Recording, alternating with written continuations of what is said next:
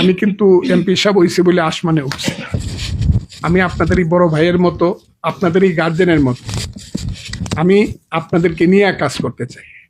কারণ আমি জানি একটা পরিবার থেকে যখন ইঞ্জিনিয়ার হয়, একজন ডাক্তার হয়, একজন কৃষিবিদ হয়, বা একজন বিসিএস পরীক্ষা দিয়ে যে চাকরি করতে আসে, উনি কিন্তু আলোকিত মানুষ।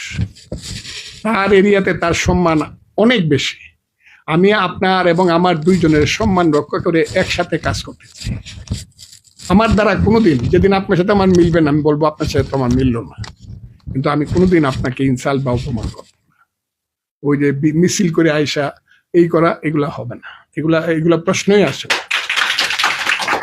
এখন থেকে আমি ইউনূস সাহেবকে বলবো, ওই যে আমরা বলছি কি করে, ওই যে মিছিল করে কারা কি করে, এটারে কি করে, মব।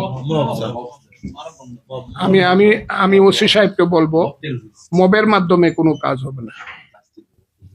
কাজ হবে যুক্তির মাধ্যমে, বিবেচনার মাধ্যমে, প্রয়োজনের মাধ্যমে কাজ হবে। হ্যাঁ, মব ভায়োলেন্সটা এটা আপনাদের দেখতে, এটা আমি কাউকেও করতে দেবো না।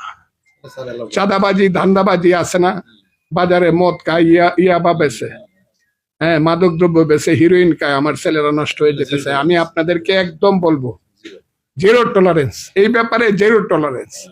এটার মধ্যে আমি কোনো দিন আপনাদেরকে বলবো না যে কেন এটা, নো, সেটা আমার সন্তান হলেও বলবো।